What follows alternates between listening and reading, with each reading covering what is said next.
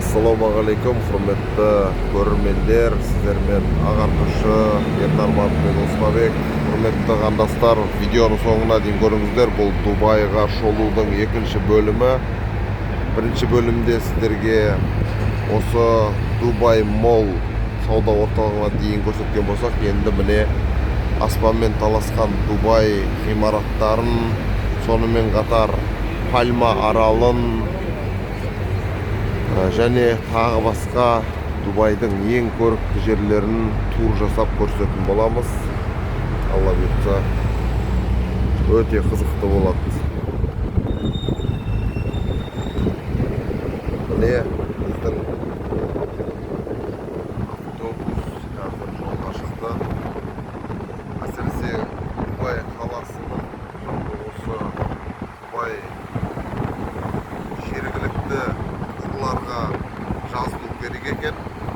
Мәселен, бүкіл қаланы 24 сағат бойы, яғни бір күн бойы толықтай айналып жүре беруге болатын пакетті мен $100 алдым, 2 адамға. Яғни маған $50, анама $50. Ал көптеген біздің қандастарымыз өкінішке орай $20-ға небәрі 4-5 жерге апаратын гидті жалдап жатыр. Ол мүлде тиімсіз. Мен осы компания жөнінде сіздерге толықтай ақпарат берем. Енді қазір алдымен толықтай шолу жасап, солай өзім әбден үйреніп алайын. Егер шынында да 24 сағат бойы сол $50 мен адам басына айналып жүре бере алатын болсақ, менде 2 күн бар. Круиздік лайнермен саяхат жасап келе жатырмыз ғой. Соның ішінде енді Алла бұйыртса 2 күн ішінде толықтай айналып шығуға тырысамыз. Егер шынында да осы болатын болса, мен бүкіл қандастарыма осыны ұсынатын боламын. Енді қазір көрейік іс жүзінде қалай болатындығын. Менің қазірге түсінгенім сол болып тұр. Қазір енді нақты іс тәжірибе барысында көретін боламыз. Міне Дубай көшелері.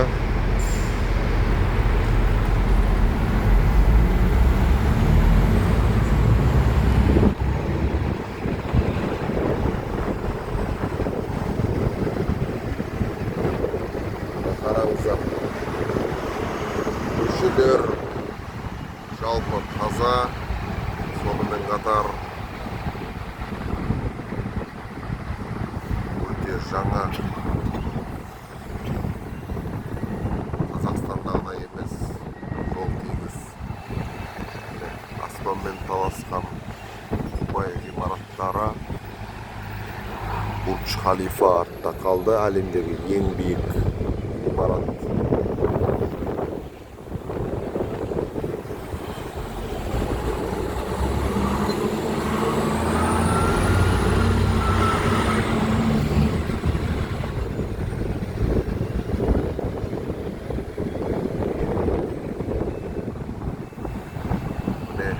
Өте керемет, түрлі рекордтарды жаңартып жатқан ғимараттар.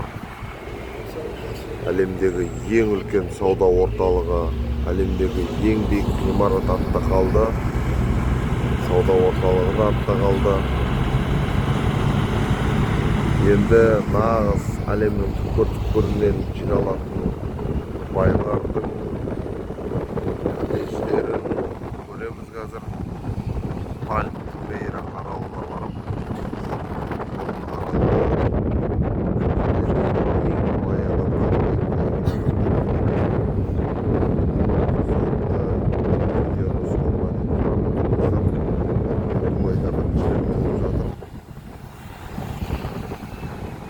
енді барлығын толықтай білемін деп айта алмаймын, бірақ сіздерге барынша осы қаланың келбетін таныстыруға тырысамын.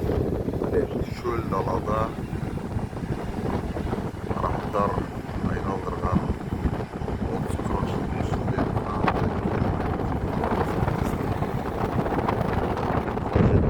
шөл дала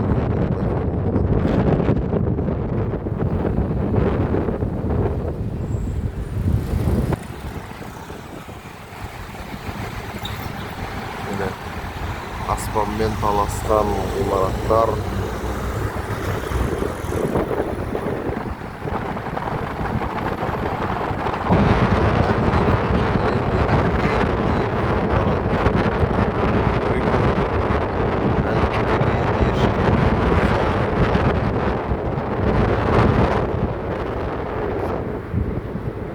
Аспанмен таласқан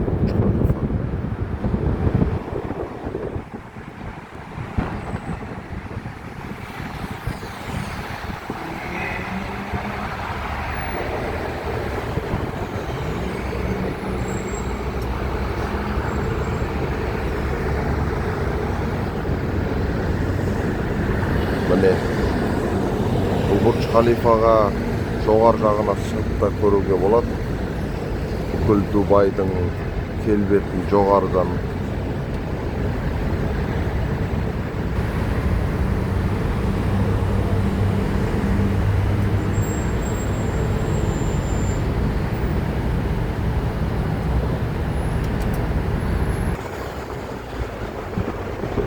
Міне Қытайдағыдай Дубайда да екінші деңгейлі жолдар салған. Өйткені қаланың халық саны жалпы 3.600.000 адам. Сол себепті қалада кептеліс болмас үшін қаланың инфрақұрылымы осылай жасалынған. Бұл өте жақсы. Гиннестің рекордтар кітабына бұл қаладан көптеген ғимараттар, көптеген сауда орталықтары, жалпы көптеген нысандар кірген. Рекордтарды бұзудан, рекордтарды жаңартудан жалықпайтын қала. Стандарт Чартерит деген американдық ұйым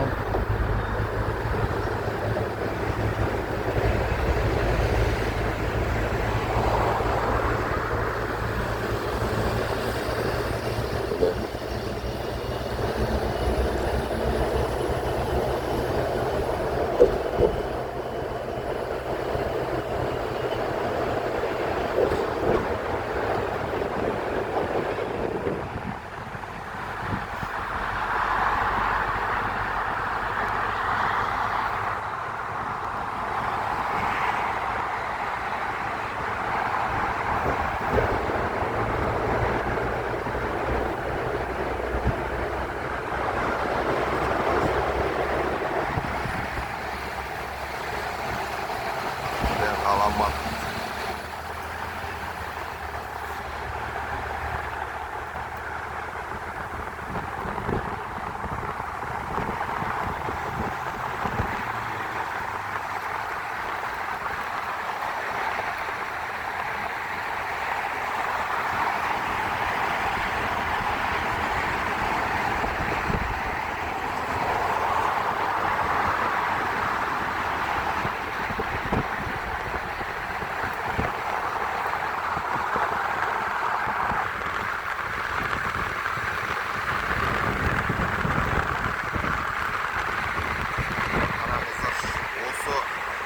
ғимараттардың барлығы мұнайдың ақшасына салынған.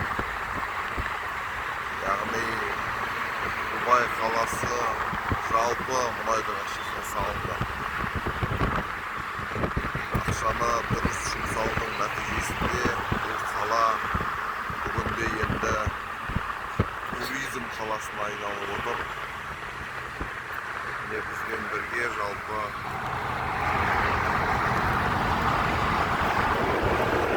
көптеген ұлттың өкілдері бірге жүр. Круиздік лайнердегі туристер, олардың барлығы да осы мына автобусға $100 төледі 24 сағатқа. Енді кейбіреулер $2-3 мың бір күнде түсінеді. Автобус компаниясына. Көрдіңіздер, осы мына ғимараттарды өз көзімен көру үшін әлемнің түкпір-түкпірінен туристер ағылып келіп жатыр.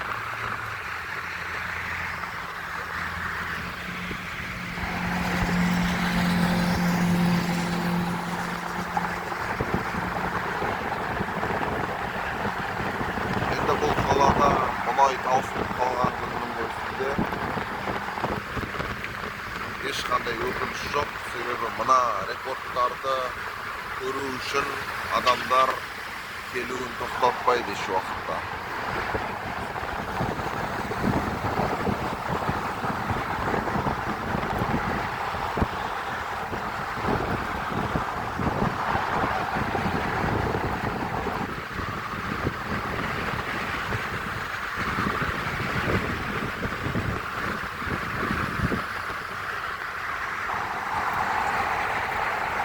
National Refreshment Company.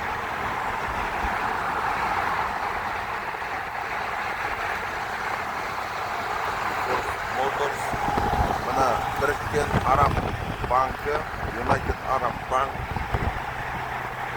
Жалпы бұл Дубайда ислам қаржысы да өте жақсы дамыған.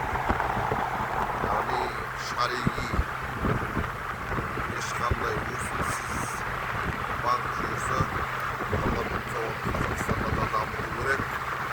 Ол өте маңызды. Ал міне мына жерде әлемдік көлік брендтері сататын сауда орындары.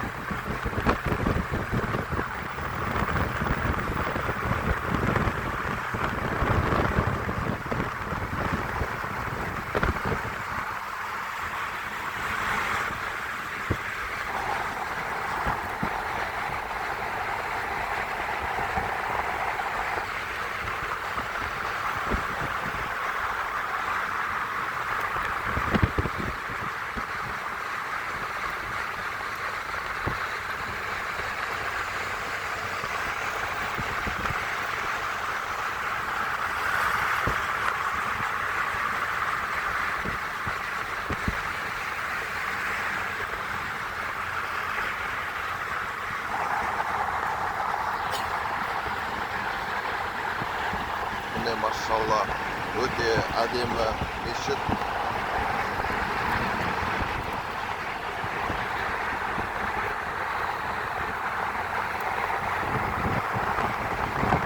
Дубай қаласында жаңа технологиялардың дамуы қарқыны өте жоғары.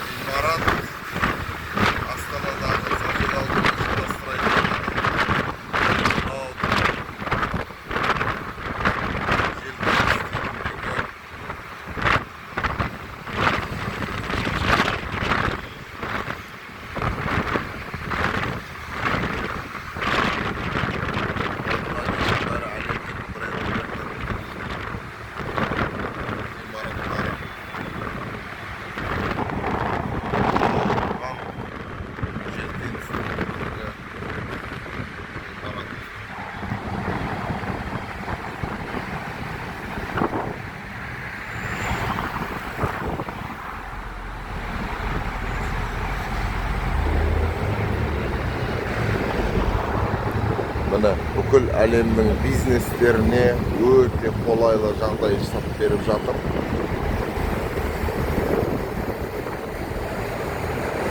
Өте қолайлы жағдай жасап беріп жатыр. Соның арқасында бүкіл әлемдік брендтер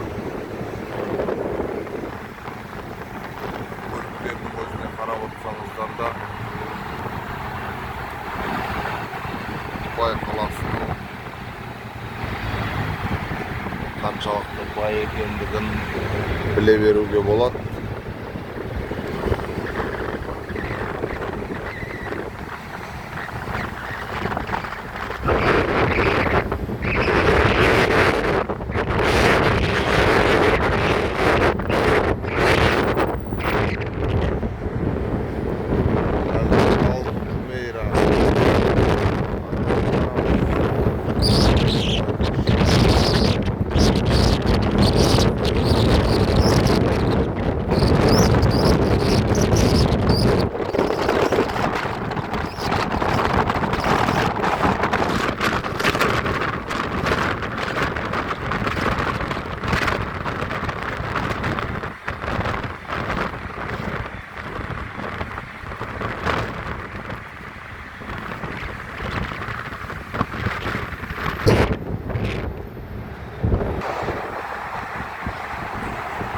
Qaramızlar hazır жаңа технологияларға негізделген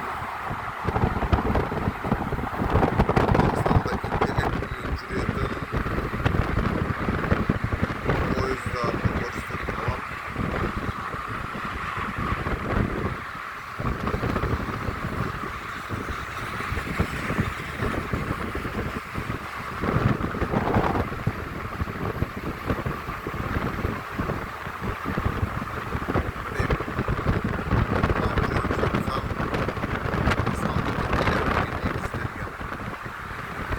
Ешқандай ішінде жүргізушісі жоқ. Болашақтың қаласы деген осы.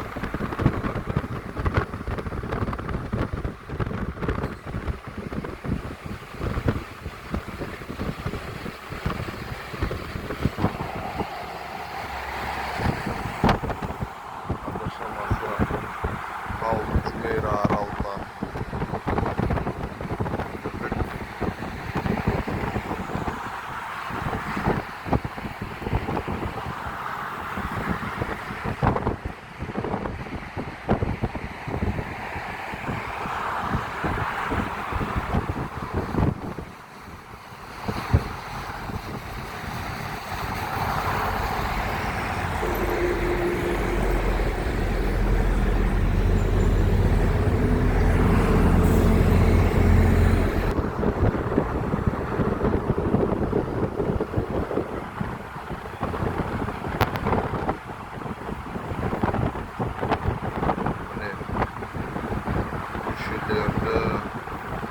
жасылдандыру саясатын қараңыздар.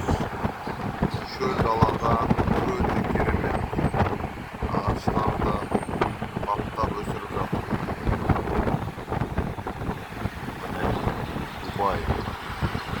Дубайдың келбеті аламаты.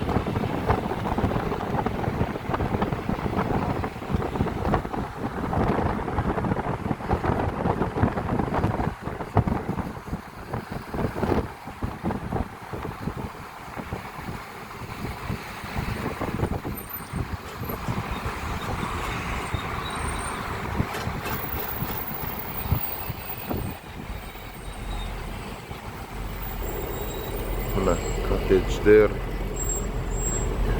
бүкіл әлемнің миллионерлері осы қалада жылжымайтын мүлік алып осы қалада тұрақтайды жалпы.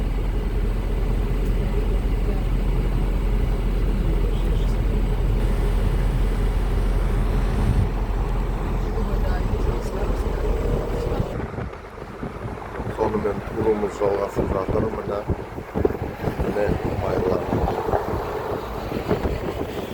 Қазақстанның байлығы қаяқта десеңіздер, Азаттық радиосының зерттеуін қарасаңыздар, осы қалада.